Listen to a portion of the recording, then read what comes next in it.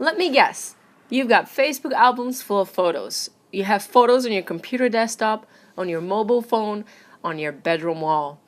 You see photos in magazines and newspapers on the sides of buses, and of course in your family albums. We take photos for granted in a major way. But creating a picture that looked exactly like the person or thing that you were photographing wasn't always obvious. In fact, in the past, it was a big mystery. How could you, in essence, take your reflection in the mirror and freeze it in there? In the 9th century, the Arab scientist Al-Hazen had come up with the idea of using the camera obscura, which was literally a dark room or box with a single small hole in one side that let light through. This would project the image outside into the wall inside. During the Renaissance, artists like Leonardo da Vinci used this method to introduce 3D scenes onto a flat plane so that they could copy things like perspective more easily. In 1724, Johann Heinrich Schultz discovered that exposing certain silver compounds to light altered their appearance and left marks wherever the light touched. Essentially, Schultz found a way to record the images that Al-Hazen was able to project. But only for a little while. Schultz's images disappeared soon after he had made them. It wasn't until 1839 that people figured out how to project images into light-sensitive surfaces that would retain the image after exposure. And thus, photography was born.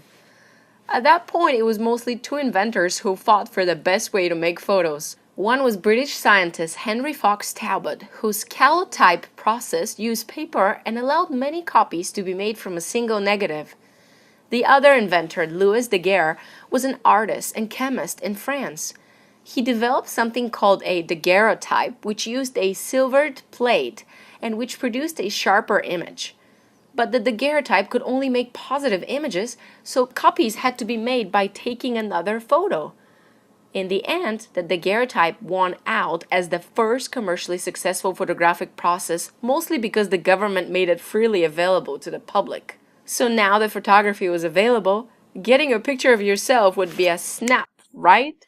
Well, not exactly. This process still required a whole darkroom at the location of the photograph, which was a big hassle. Picture the early photographers lugging enormous trailers with all their equipment wherever they wanted to take a picture. Not only that, but the early processes had extremely long exposure times. To get a good photo, you would have to stand perfectly still for up to 2 minutes. This led to the development of inventions like the head holder, a wire frame that would hide behind you while supporting your head. It's also why you don't see people smiling in early photographs. It's not that life was that bad. It was just hard to keep a steady grin for more than a few seconds, so people opted for a straight face look. And then George Eastman came along. Eastman believed that everyone should have access to photography, and he spent many late nights mixing chemicals in his mother's kitchen to try to achieve a dry plate photographic process. This would allow exposed negatives to be stored and developed later at a more convenient place, instead of carting those dark rooms necessary for wet plates around. After starting a business which initially made dry plates, Eastman eventually discovered plastic roll film that would fit in handheld, inexpensive cameras. These cameras sold by the millions under the tagline, "You push the button, we do the rest." While Eastman was largely responsible for making photography a universal pastime, even he could not have dreamed of the ways photography had since shaped the world.